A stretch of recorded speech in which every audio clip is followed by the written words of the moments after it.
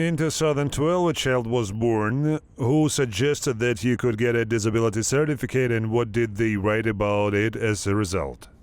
Well, I didn't go there myself, but there in the hospital they told my wife. Is this in Grozny? No, in our area. Uh-huh. Well, I don't know who was involved, but there were also intermediaries there. Yeah. And what did they end up writing for the child? I don't know that. You know. Remember. I don't know exactly. Roughly, what did they say? They told me approximately for vision. Visually disabled.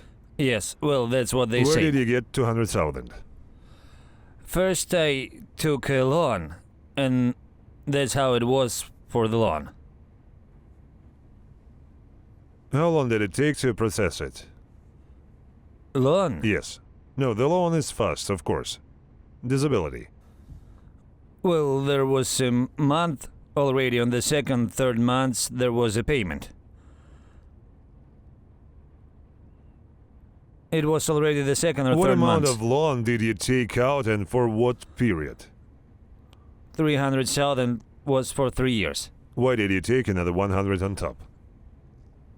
Well, I thought they would tell me even more. At first they told me, well, through someone 200,000, well, that's 200 with a bit.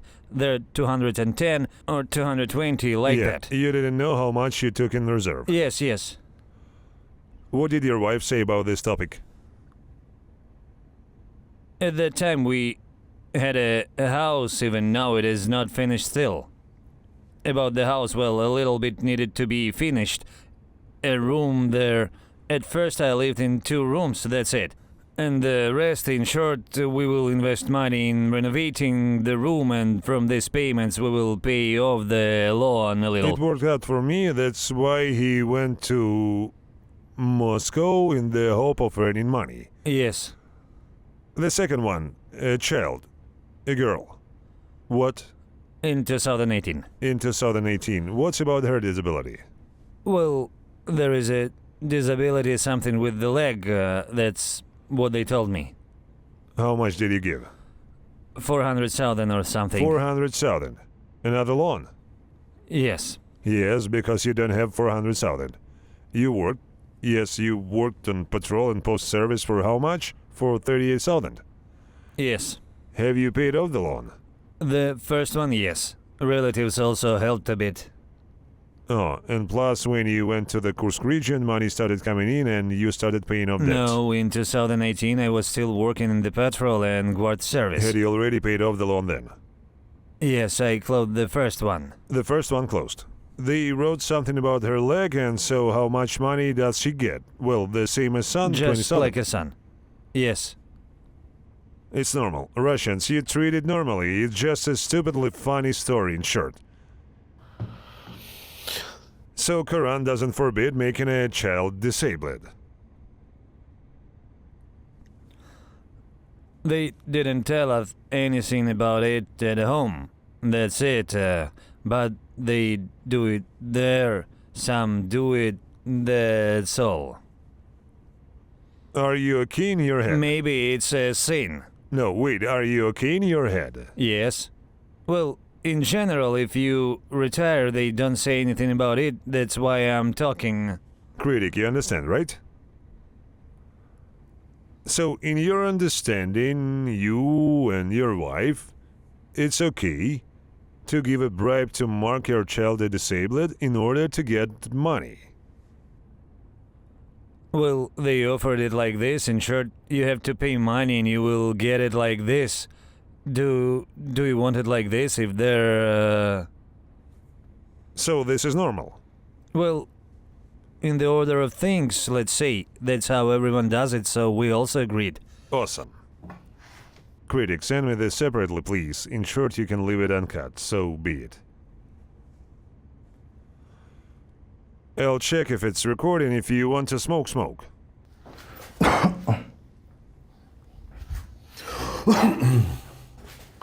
I say if you want to smoke, smoke. I don't want to do it in front of the camera. What? I don't want to do it in front of the camera. So, admitting that you give a bribe on camera is awesome. No, that's also bad, of course. And smoking is even worse, right? Well, Are you normal? Well, it's disrespectful if our guys see me. That's not respectful. When I smoke. How old are you? 35.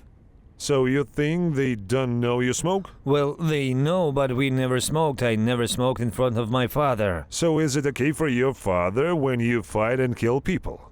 Well, it's not normal, of course. He also thought I'll Yes, be in sure. Grozny. He also thought so. And how was your Kadyrov cheated? That's what they were told. In short, he'll be in Cheated. Grozny. Wait, well, if we remove all this, we were told that we would be this. Well, they What do we cheated have me, of according course. to Quran when you say one thing behind your back and do another? A sin. Sin. Because it turns out that Kadyrov cheated. Well, they cheated me, of course. Cheated Kadyrov you. Cheated. Apti Alaudinov too. Cheated. Okay. What was your hobby? Well, what did you do in your life in general? Worked there. Loved motorcycles. Motorcycles. What kind of motorcycle did you have? Kawasaki. Kawasaki. What year did you get to your Kawasaki? Well, it's been 4 years, 5 years since I've had a motorcycle. But that was before. Well, back in 2021, 2020, that's how it was in Did you short. have a Kawasaki in 20? Uh-huh. How much does it cost? Well, then I bought it with Belarusian license plate for 208,000. For 208,000. Well, for 200 For like that. 200,000, for those who don't know, that's in short like $2,000. I'm not an expert in Kawasaki, in short, but I know that it's unlikely. How much does it cost if it has normal numbers in the store? At the store, if they are new, they are around 800,000 over 700,000. As I understand, it was stolen in Belarus and brought to you. We have Belarusian ones. You can drive there, the customs union, that's it. So I made some kind of purchase and sale agreement with Belarusian license plate, in short. In Chechnya, I bought and drove there with Belarusian license plate. Right. It all sounds like a scam where they cut off somewhere in Belarus. Well, they cut it off, I mean. They stole. Motorcycle, they brought it to Chechnya. Well, because how many kilometers it is from Belarus to Chechnya?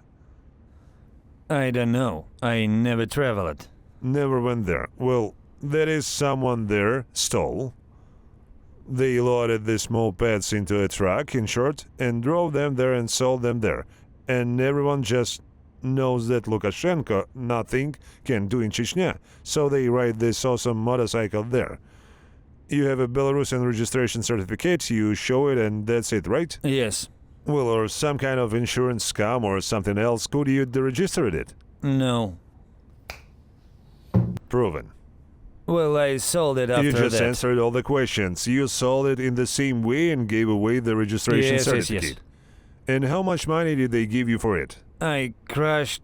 That's why, in short, I sold my broken motorcycle for 160,000. So it means it wasn't broken that badly. Well, not like that. Well, if you bought it for 200, how much did you drive it? There is almost 1 season there. You drove it for a year and sold it for 160 after an accident, so we understand we were talking about. It is the same with cars? What do you mean, a car? On Belarusian cars. No, Russian 95s. That's it, and Belarusian motorcycles are okay. And how many bikers do you have?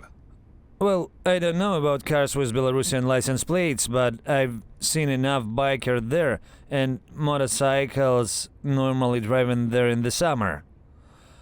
Well, the last time they told me in short at my work, buy yourself a normal motorcycle with license plates or sell it. That's when I sold it right after that. Oh, and his ID helped him. He had an ID from the Ministry of Internal Affairs, and when he was stopped, he showed his ID from the Ministry of Internal Affairs, right? Well, Well, in our area, everyone knew me. everyone knew. Everyone knew me, so they didn't bother me, and I went to Grozny 2 or 3 times to close the season, to open the season, and that's it. What club was this?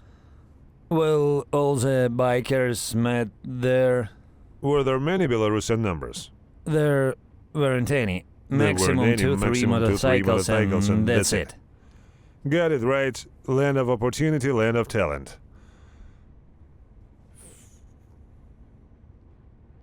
Friends, phase 2 inspection. Come on. You know where to look for your motorcycles.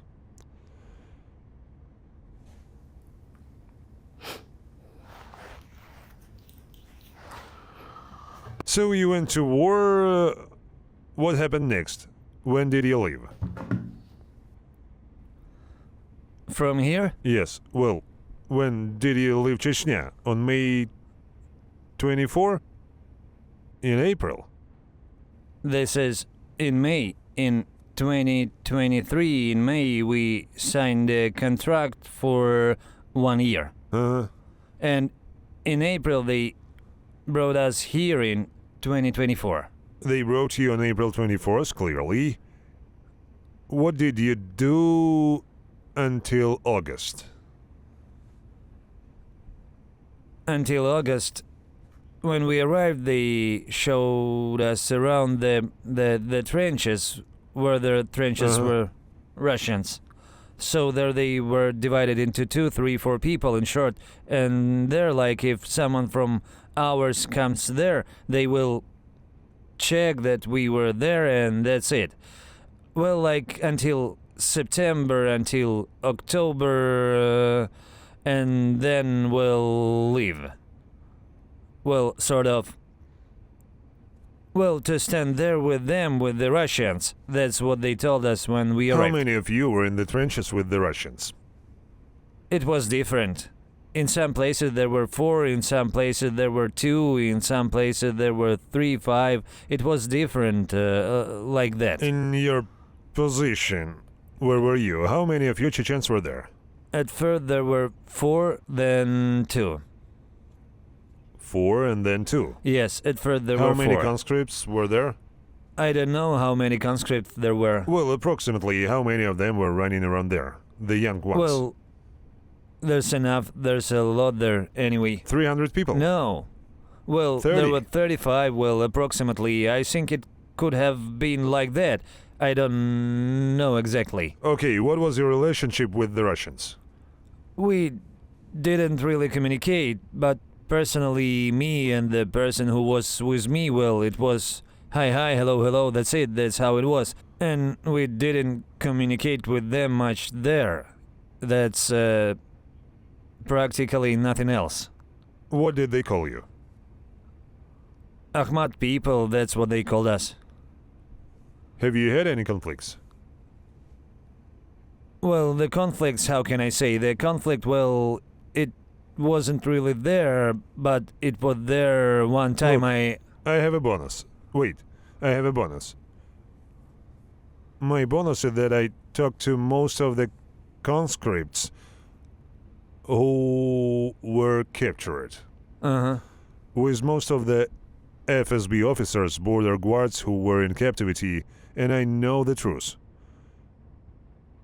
And you know that I talked to them, because in this prison you don't know that I talked to them. Recorded conversations with them.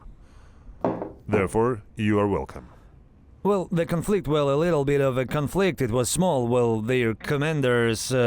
What went wrong?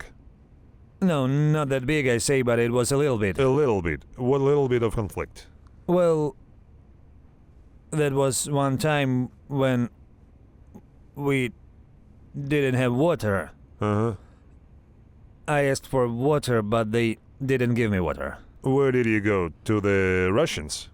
Yes, I went to the Russians. Well, first I looked there for a sergeant major. Well, they had a sergeant major, they had 2-3 commanders for these conscripts. One of them, I don't know, a commander, the other one is a sergeant major. In short, they gave them different tasks, sent them to work somewhere there, to a checkpoint to do something. And in short, I went to the canteen and asked where the sergeant major. They said, no, why don't you give us water when we want water? He said, no. I said, do you hate us or something? They say, the foreman said not to give it. Wait, stop. You're somehow...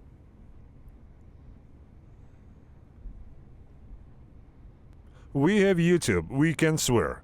I am curious what words you use towards each other, because I know what they call you. I know what you call them. Because you are far from the first and not even in the top 10 Chechens.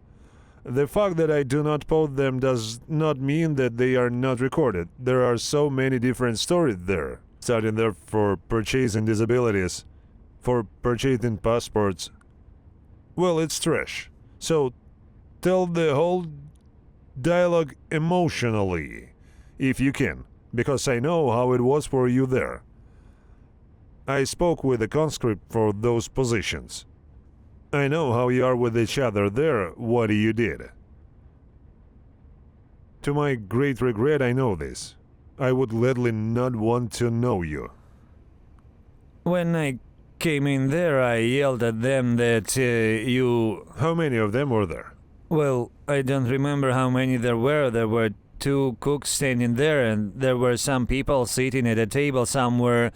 I don't know, contract soldiers or conscripts. I don't know who are they. They were sitting at the table, and some 2 were standing there in front of the door. I opened the door and stood in front of the door. I said, why aren't you giving us water? They say the foreman didn't allow it. I say, why don't you give it to us? Do you hate us or something? You're bastards, in short, I told them. You are bastards. Why don't you give it to us? You hate us. Why do you hate us? Because we are Chechens or what? That's how I argued with them, and then I left there, in short. And after that, when I scolded them, he said, the sergeant major said no, the sergeant major said this. In short, I said, tell the sergeant major the same thing when he comes back. He's a bastard. You can tell him the same. So I said, and I went out. And that evening, when I went to the toilet, the sergeant was standing there near the dining room. I came up and said, Sergeant Major, this is how it was. The situation was that your guys weren't giving us water. We don't have water. You have everything. You're the Sergeant Major. You have to provide what the people need. Water or food. You have to be responsible for this, I say. Why don't you give it to us? He says, I'll tell them about it. That's what he said. Friendship of peoples, or friendship of freaks, I don't know what to call it. Where were the commanders, the conscripts, your commanders? There. Why didn't they intervene and sort things out? I don't know, they were there. The sergeant told me after that I'll tell them, I'll deal with them. In short, that's all. He said that we didn't have another conversation. Did you cross paths with the battalion commanders, with officers? Did you have an officer? When we did it for the first time, we had an officer with us. He was our company commander. Yours? Our commander was a company Chechen. commander. Yes. Wait, no, regarding the structure, you had a battalion there, right? No, the Russian had a mixed battalion there. No, just in the Kursk region. How many of yours were there? In the Kursk region, of course, we had a common Chechen battalion. How many people in this? Well, we even had a regiment there. Ahmad Chechnya regiment? Yes, there was a regiment. Who was the regiment commander? I don't know the last name, Aslanbek. Aslanbek. Was that your company commander? Yes, ours was. What is his last name? First name? Bolotov Abu Bakar. Bolotov Abu. Bakar. Abu Bakar, is that a name? Yes. What's his call sign? Predator. Predator. Yes. Why do Russians hate you? I don't know, maybe... Well, your opinion. Your opinion. My opinion is... I think it might be because of the war. Because of what? There used to be... Why should they hate you? I don't know, maybe... I don't know for sure. Well, maybe some of our Chechens hate Russians too, and Russians hate us like that too. I know that. Do you want to do an experiment? But YouTube doesn't like such experiments. My opinion is like this. You're hated because you're supposedly chosen. But it is not clear whether you were sent. I see it deeply well read in the comments. You're supposedly cool, let's call it that. You're supposedly allowed to do everything because you are supposedly always in a crowd. And you beat everyone. And they are supposedly afraid of you. Well, what, isn't that right? Maybe. Yes, you know that very well. Maybe that's true. Well, you know that a Russian wouldn't dare raise a hand against you. Do you agree? Yes. Why? Because it will be like this here. Maybe. Like in the video, because you'll take him aside. And what will you do with him? Can beat. Maybe beat him up. I turn on the video. Well, look, he has a story. How did you get captured? 12s. On a 12th. How was it? Under what circumstances? Wait, how is it in the 12s? Yes, go ahead and tell me what started on the 6th. How did it all go for you? On the 6th, 5th, they started bombing there. Uh-huh. On the 5th, at night, 2 missiles flew straight into the headquarters at the checkpoint. Uh-huh. All the officers were there. They had battalion commanders, deputy battalion commanders of the Russians. That's where the missiles came. And there were 3, 4 dead, I think. An officer? The officers... No, they said one signalman died, and another conscript died. Were the officers? Officers, some were wounded. Their battalion commander, they said, got a concussion, but he walked there after that. Uh-huh.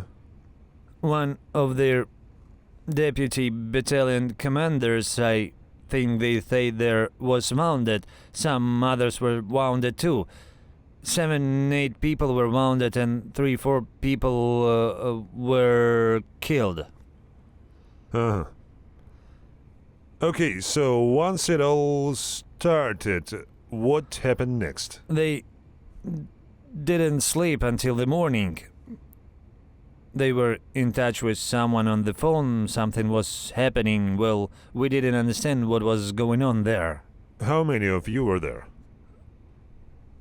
With me, the guy who was with me, this Roma, was, and we didn't really understand anything. With me, this Roma was. Uh-huh. One Chechen was with me, there were 2 of us, and the rest were all Russians. How many Russians were there? Well, I didn't count them, I don't know, but there were enough Well, of them. 10 people, 20... More and 30. more.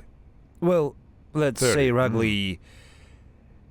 And in short, they waited until morning, and there some people came running first somewhere else in the stronghold. There are troops coming with tanks. This and that, this one said. In short, one came running, and after that they had a commander with a deputy. Well, there, I don't know. They said this one who was with him, DCES, said another, I don't know who This they is the were. deputy chief of staff? Yes. Yes, and what did they say?